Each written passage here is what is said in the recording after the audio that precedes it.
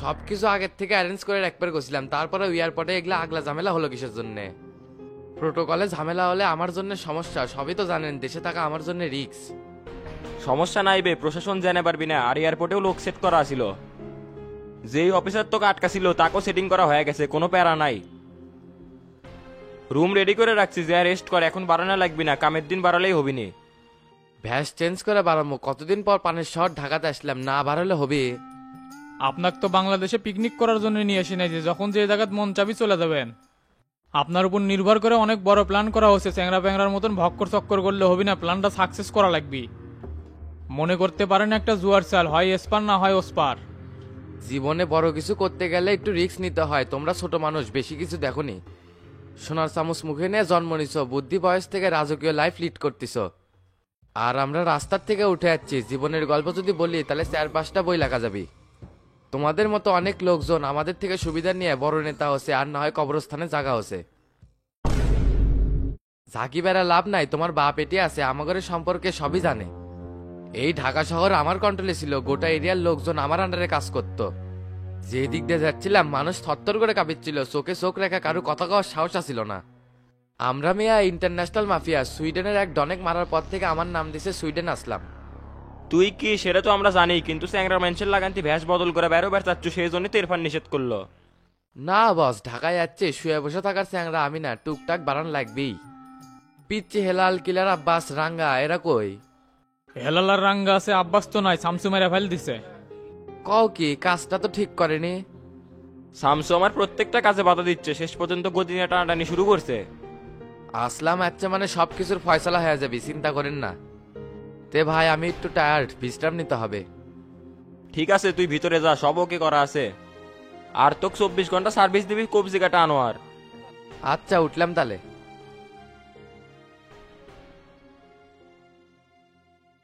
আব্বু কাজটা কিন্তু রিস্কি, কাদের মোল্লার কথা শুনে এত কিছু করা কি ঠিক হচ্ছে? একবার যদি পাও ফসকা যায় কারো কিন্তু মান্দা থাকবি না। অলরেডি কিন্তু এয়ারপোর্টে ঝামেলা হচ্ছে, কথাটা যদি লিক হয় তখন। আব্বু, রাজনীতি মানেই হলো জীবন নিয়ে খেলা, মেনেই তো নিছি, হয় ইস্পার না হলে ওসপার। এই ঢাকা শহরে আমার চাইতে কি কোনো বড় ডনা ছিল? আর এই পুরান ঢাকা স্বাধীন করে নিজের অবস্থান তৈরি করছি। আগে খরম মুন্টি ইমরান এরা পুরান ঢাকাতে রাজত্ব করছে। প্রথম যে এবার নমিনেশন পাচ্ছিলাম তখন এই শালারা আমার সাথে বেইমানি করছিল। তর তাজা রক্ত, ইয়াং বয়স মারার জন্য রামদাও বের করে নিয়ে যাচ্ছিলাম। শালাকারে এমন ধাপাত দিছি আর দুটা স্যামসের কাল্লাও ফেলে দিছিলাম। টানা 12 বছর জেল ঘাটে এই পুরান ঢাকাতে রাজত্ব শুরু করছি বাবা, এটা একদিনের ফসল না। এরকম ঘটনা আরো মেলা আছে, যা বলে শেষ করা যাবে না। লাইফে রিস্ক না মানে আরো এক ধাপে এগিয়ে যাওয়া। ঠিক আছে আব্বু, আপনি যেটা ভালো মনে করেন, তবে কাজটা সাকসেস হতে পারলে গোটাল রাজত্ব আমাদের হাতে চলে আসবে। মোল্লা চাচা, এস এম কামাল আর দুলু এরা আপনার কথার বাইরে কোনো দিনও যাবি না, কারণ তারা ভালো করেই জানে আপনার কথার বাইরে গেলে তার পরিণাম কত ভয়ানক হতে পারে। তোমার মাথা ঠান্ডা দেখে আমার অনেক ভালো লাগে, কারণ এই রাজত্বতে একসময় তোমারই হ্যান্ডেল করা লাগবে। তাহলে তুমি এখন যাও, আমার আবার কাদের মোল্লার সাথে একটু দেখা করতে হবে। আচ্ছা আব্বু, গেলাম।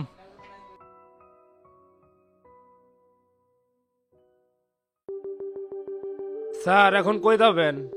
এসপি অফিসে যাবো, সম্রাটের সাথে দেখা করা লাগবে। ওকে স্যার, চলেন।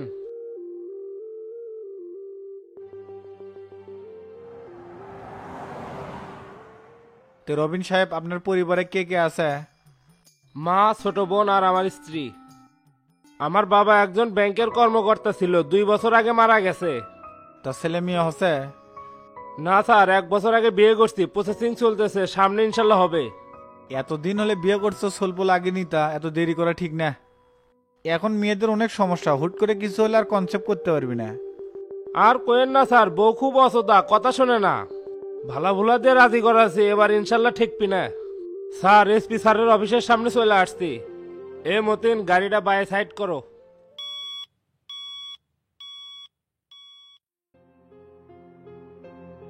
কে রে, কিছু না কয়ে হুট করেই চলে আসলো, কি খবর?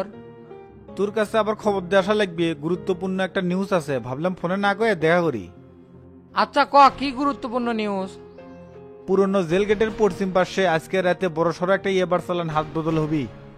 গাড়ির নাম্বার হচ্ছে ঢাকা মেট্রো ক 444556।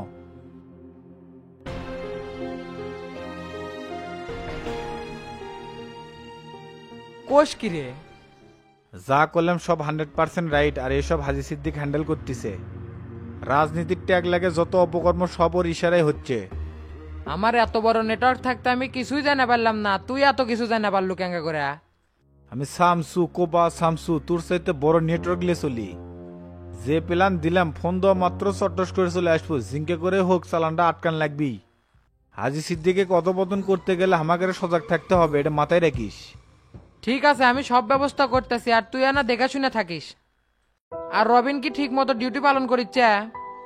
হ্যাঁ ঠিকঠাক মতোই পালন করেছে, সিনেমাটা ভালো আছে।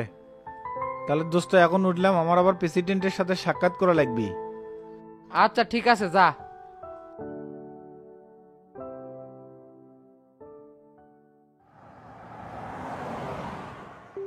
স্যার এখন কই যাবেন?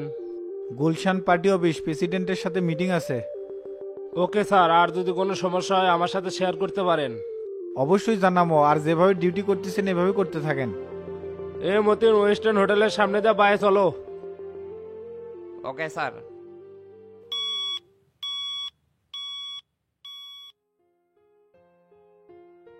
প্রিয় সহযোদ্ধা ভাইয়েরা, আপনারা জানেন আমরা অনেক লাঞ্ছনা বঞ্চনার শিকার হচ্ছি, আবার অনেকই পার্টি অফিসে আমাদের হেনস্থা করতেছে।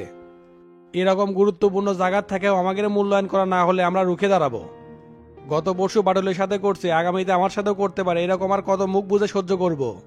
তাই আমি বলতে চাই, নেক্সট টাইম যদি এরকম হয় বাটুল চুপ থাকবো না, অ্যাকশন নিব। ধন্যবাদ ভাই, আপনার এই অর্ডারের অপেক্ষাতেই ছিলাম। আর সবার উদ্দেশ্যে বলতে চাই, আগামীকাল সমাবেশ, প্রচার প্রচারণা শুরু, সবাই উপস্থিত থাকবেন। তেতোতা ভাই ডনের কথাটাও বলে দেন। না না, ওটা প্রোগ্রামে ঘোষণা করবো। ভাই ডেকোরেটর রেজাউলের সাথে কথা কছি, উই করলে মাঠের চাই অডিটোরিয়ামে করলেই ভালো হবে। ধরবে অডিটোরিয়ামে অত লোক ধরবি নাকি? লোকে লোকারণ্য হয়ে যাবি। আরে ভাই, অত লোকের তো প্রয়োজন নাই, যারা কর্মী তারা থাকলে হবে, আমরা খালি দিক নির্দেশনামূলক বক্তব্য দেবো। নির্বাচনের প্রস্তুতি আর কাক কোন দায়িত্ব দেবো সেই সম্পর্কে কথা কমো। তেরেজাউল অডিটোরিয়ামের জন্য ভাড়া চাচ্ছে কত রে? বেশি জিনিসপাতি লাগবে না তো, অডিটোরিয়ামে প্রোগ্রাম করলে 1000-2 টাকা দিলেই হবে।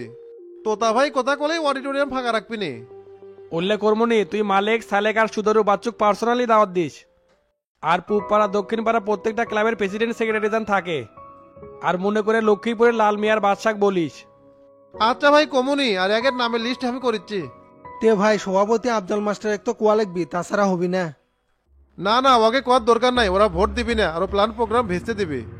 আপনি খালি শফিক চাচাক দাওয়াত দিয়েন, হাবিবে কোনো যাবি না।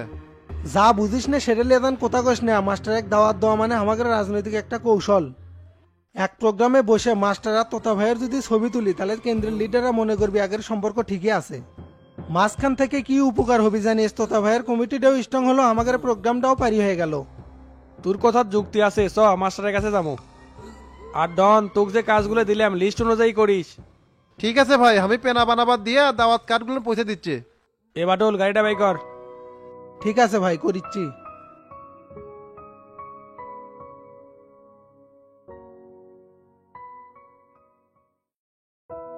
রাস্তার সাথে জায়গা তো মসজিদ করলে অনেক ভালো হবে। এরিয়াও তো অনেক বড় দেখিচ্ছি, তাই এখানকার জায়গা কত করে শতক হবে? কতই আর হবে, 70-80 হাজার টাকা শতক, গ্রাম অঞ্চল বোঝো না। এটি অনেক আগে আসছিলাম, পুকুর না কি বানিয়ে আসিল, চিনবার পারিচ্ছি না। কেরে টেরা, তুই কে ওটি আর সভাপতি গুটি?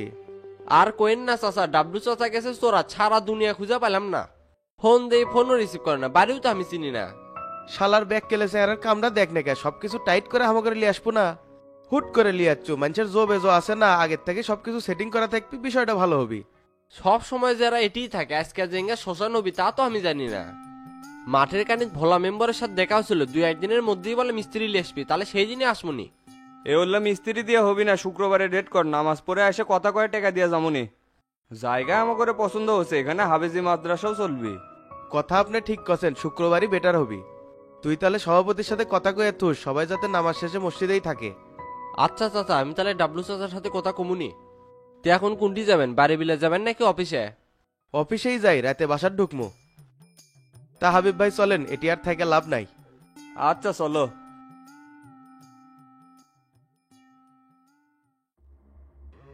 কিরে রমজান, তোকে না সকালে আসবার কুছি, এত দেরি হলো কে?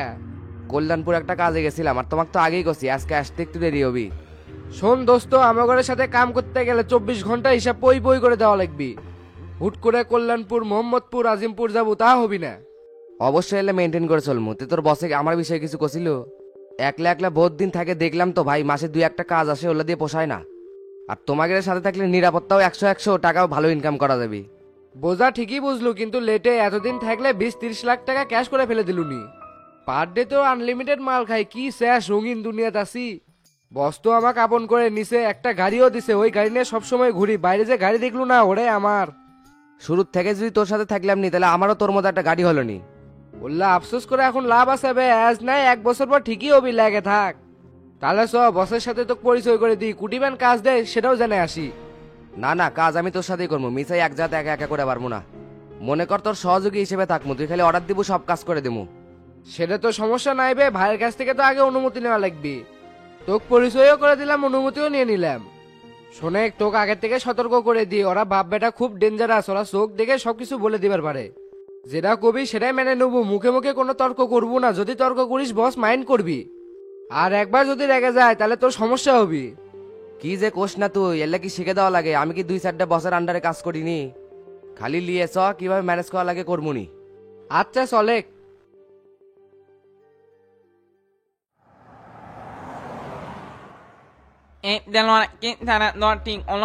টানা 3 দিন দনার জন্য অক্লান্ত পরিশ্রম করলাম। ওই তো বারবারই করছে যে ডনের উস্কানি দেখলে করছিলাম, পরের বার আর কিছু করবো না, এই জন্য ছেড়ে দিলাম। প্রথমবার ভুল করছে দেখে মাফ করে দিলাম, এরপরে খালি ভুল করে দেখুক না, দেখিস নি কি করি। তার মধ্যে আবেদ আলী কল দে করছে গাড়ি নাকি হকাহক চলিচ্ছে, সেই জন্য আর গ্যাঞ্জাম করলাম না। কি ব্যাপার ভাই, আইনালের দোকানে ওটি কাক মানে দেখলাম কুজুর কুজুর করিচ্ছে। গাড়িটা বাই সাইড করতো, দেখি ওটা কেরা।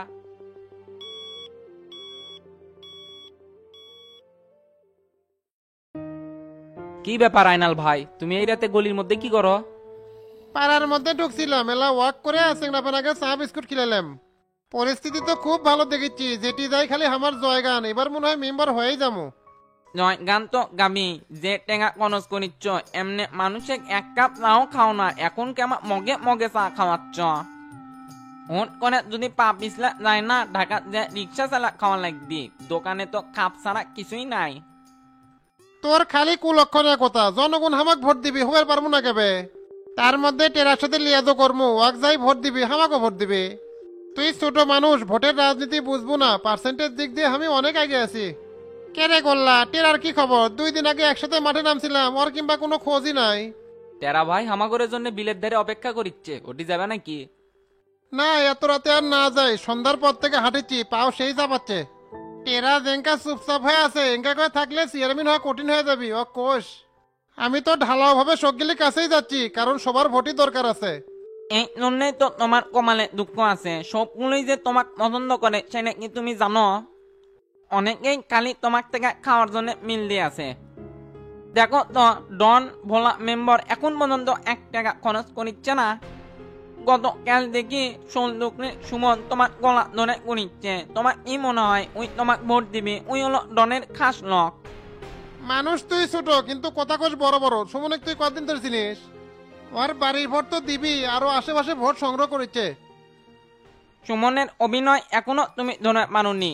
মেম্বার যদি না অমের পারো, ঢাকা তোমার শিওর যা লাগবে।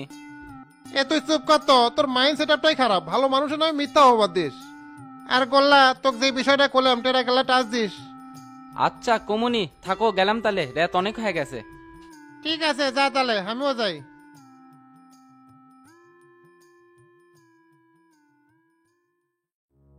ভাই আসসালামু আলাইকুম। ওয়ালাইকুম আসসালাম। কিরে রাঙ্গা, চালানের খবর কি? 10টা 11টার দিক বর্ডার ক্রস করবি, যদি কোনো সমস্যা না হয় 3টার মধ্যে মাল পেয়ে যাবো। সমস্যা নাই, ওই দিককার লাইন গার্ড সব ঠিক করা আছে। তুই ছেলে পেলে নিয়ে 12টার পর থেকে জেল গেটে থাকবো। আচ্ছা বস, থাকমনি, একটা নতুন সেরেক নিয়ে যাচ্ছি, খুব কাজের। এই মাঠে তো লোক বেশি হয় না, তা তোর কি বিশ্বস্ত? হ বস, আমার বন্ধু, আগে একসাথে থাকতাম। এ রমজানে ভিতরে আসে।